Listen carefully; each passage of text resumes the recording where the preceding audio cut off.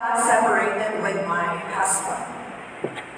There were many conflicts and pains in my life, not understanding that this was already His way of calling me to know Him, to accept Him, and to learn to trust Him completely.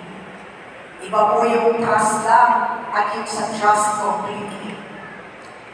It's only now, as I recall all those occurrences in my life, that I have proven how God is truly amazing and wonderful. Alam niyo po, proud na proud ko yung sinasabi talaga palagi every time I'm asked na He never gave up on me. Totoo po yan.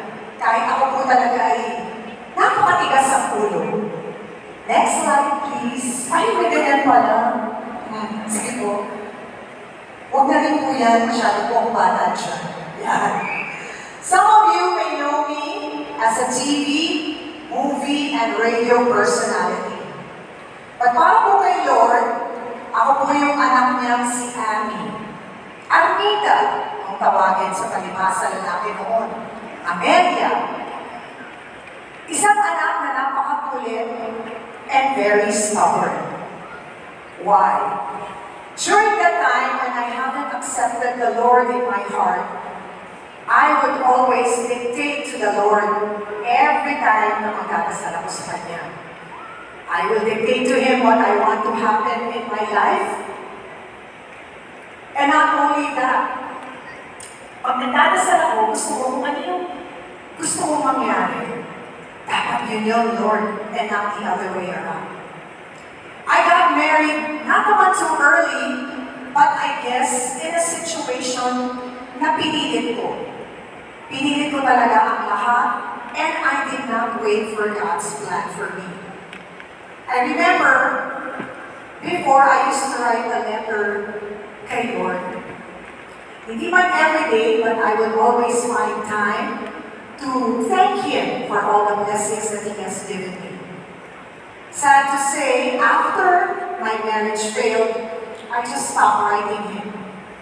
Because I was so hurt that He took something away from me that is so important and precious. And you know what?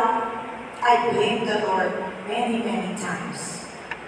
I told Him I could not understand why He allowed this to happen to me. I remember that time, next slide please, that whenever I would see my eldest son, his name is Adriel Benedict, or Abby as I call him, I would get so worried and naiinis ako that I have a big responsibility in life. And I would ask the Lord again, how will I be able to give my son, Abby, a good and stable future now that we are a broken family? I was in so much pain and I could not understand why the Lord allowed this to happen to me and to my son. I was so lost at that time, and I remember going to different churches. Nung bata po kami, meron din ibang type na religion yung nanay ko, iba yung sinalihan namin. Kapag dumadating yung lady na yun, pag sa bahay namin, pag tinuro kami ganyan, ito sagot niya, Genesis 6, Leviticus, Numbers, Deuteronomy, Joshua, Judges, first Samuel, second Samuel, first King, second King. Ha? Ganyan. Kailangan memorize mo lahat ang ano sa Bible. Pero by heart, hindi ko naman alam yun. Hindi-memorize mo na. So during that time when I was so lost, a good friend of mine, si Melissa de Leon, pinadala ni Lord, and invited me to join them in their Bible study. That was 1998, and in that Bible study, I accepted Jesus Christ as my Lord and Savior.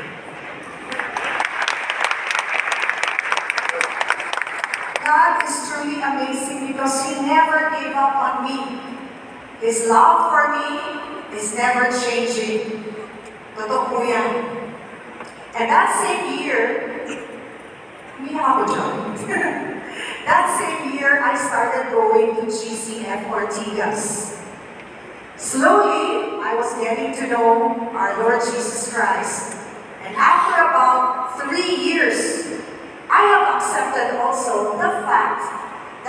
husband is not coming back anymore. And that God has a different plan for me. So during that time, nag-file po ako ng annulment ko. Alam niyo naman pong lahat kung anong nangyari dun sa annulment ko. Mahal din po pala siya. Mahal magpakasal, mahal din magpa-annul. So, I failed again because that annulment was not given to me. So it was another faith-stretching chapter of my life.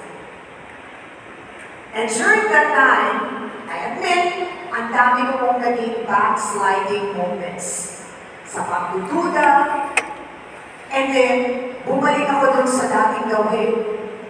I would go to different malls, different hotels, and look for the fortune tellers. Sila yung mga best friend ko dati. Sasabihin pa sa akin, ha? Sa iba, amin, sa Planggana pa lang. May nakikita kami dito. May babae ang Mrs. Pet. Ha? Sabi ko ganito, nakikita pala sa Planggana yun. So bumalik ako doon. Bumalik ako sa mga magulang. And also, I know deep in my heart, hindi pa complete yung faith ko. Hindi pa ako ganun ka-trust at magbigay ng trust kay Lord. Kasabay nun, nawalan pa ako ng trabaho. That was the time when MTV, our noontime show back then, was cancelled. At alam naman ni Lord na yun ang regular income ko. Sa trabaho po namin, no work, no pay. So sabi ko, wala ka ng trabaho, wala rin po kami ng mga SSS, ano pa po yung ibang mga pinuhulugan nyo? Pag-ibig? Wala ko na yun, wala. Walang SSS, walang pag-ibig, wala yung mga pang-hospital. Wala po talaga ako doon. So alam niyo naman yung araw, nandito ako, no pay. Pero kay Lord, may pay yan. Diba? Kapalitan ni Lord na ng mas marami pang pesos. So again, during that time, nag-worry na naman ako sa future ng anak ko. Sabi ko sa kanya, na kung dati yung ketchup natin nagsisimula sa letter H, ngayon, dahil walang work si mama, doon tayo sa letter P, tayo sa letter J, yung medyo sa mga nakasale, yan. So nag-budget po talaga ako doon. Really? Serious po yan, ha? We had to cut down on a lot of things and live a more simple life.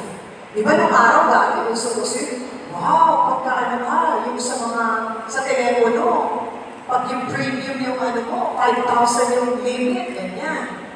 Napunta po ako sa prepaid. But I had to face that reality kasi nawalan nga po ako ng trabaho. Sumabay pa mo dyan yung mga problems sa personal life ko na looking for that man na magkukumpit sa family na pangarap ko sa buhay. And then one day, I felt so tired and I just told myself, Lord, pagod na po ako talaga. Hindi ko na kaya. Kung ano man po yung plano niyo for me, sabi ko, kayo na po ang bahala.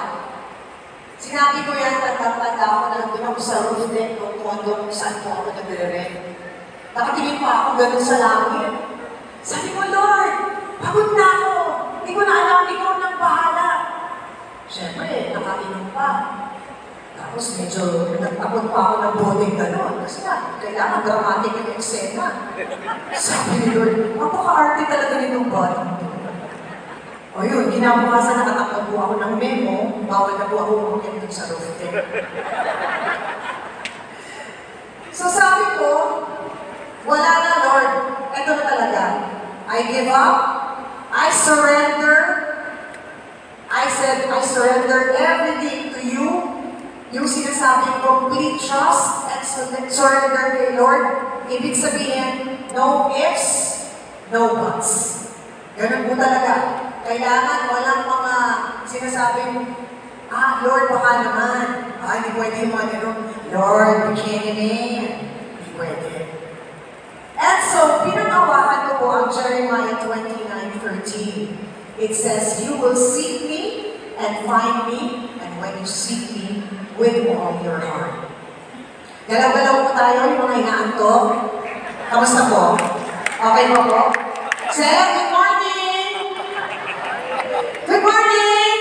Morning! Okay pa, yan. So ito po ang pinangawakan ko doon.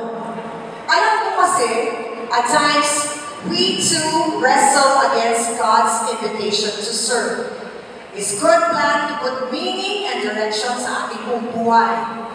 We can put up so many barriers that can actually damage us and leave us wounded all our lives. So I know that during that time, the Lord was teaching me something, and that is really trusting Him completely. He was also teaching me how to be patient. Sabi nga, di ba? Just because God doesn't answer your prayers, that doesn't mean He's not listening. He's just got something better in store for you. So I told myself, okay, ito na yung plan ni Lord para sa akin. Next slide, please. And so, may pinadala si Lord sa buhay namin ni Ate.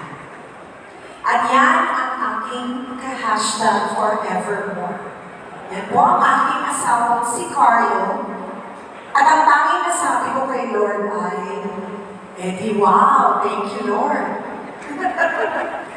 Sabi nga ko sa Ephesians 2:1-5, because of Christ, I'm given a second chance in life. So I was very thankful sa second chance na binigay ni Lord. Kaya lang, eto na naman si Aki na makulit. Sabi ko, Lord, ang dami ko pang bagahe sa buhay. Number 1, hindi pa ako hiwalay. Pangalawa, may anak ako. And Lord, yung pinadala po ninyo, napakabata. At higit sa lahat, Christian! Sabi ko, oh no! Ito na naman ako, sabi ko kay Lord, Lord, medyo magpaparking po muna ako dito ulit, sabi ko. I told Him, I know may lesson ako that I need to relearn at ang dami no, Lord, sabi ko sa Kanya. Kaya lang, ng mga panahon na yun, nakilala ko po si Carlo, ay pa-40 na po ako doon. Mga, I think 8 years ago po yun. So, huwag na po kayong mag-compute ha, baka makulaan po nila yung age ko. At baka may magaling po dyan sa math. Anyway, I told the Lord na alam ko rin in my heart na number 1, maliit na nagsasama kami kahit kasal pa ako. And that time, nagplana rin po kami magka-baby. Bakit po? Sabi ko nung nagdasal ako kay Lord, Lord, I'm so sorry. Naghahabol po ako. Huling biyahe ko na po kasi ito, Lord, sabi ko. Alam niyo naman po, Lord, witness kayo.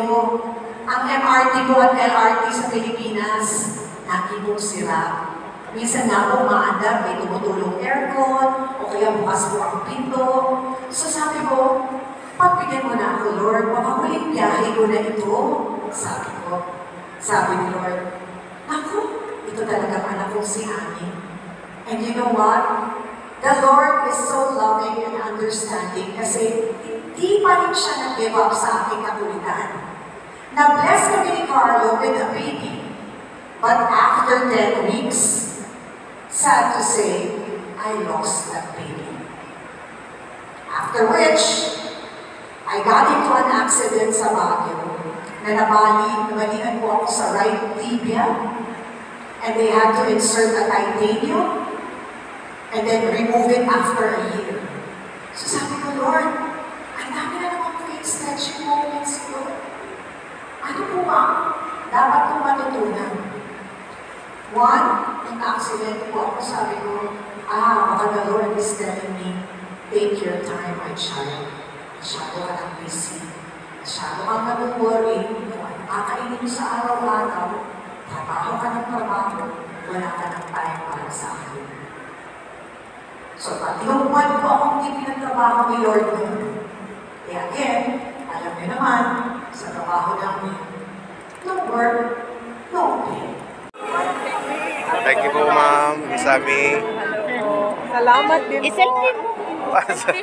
Teka, sorry.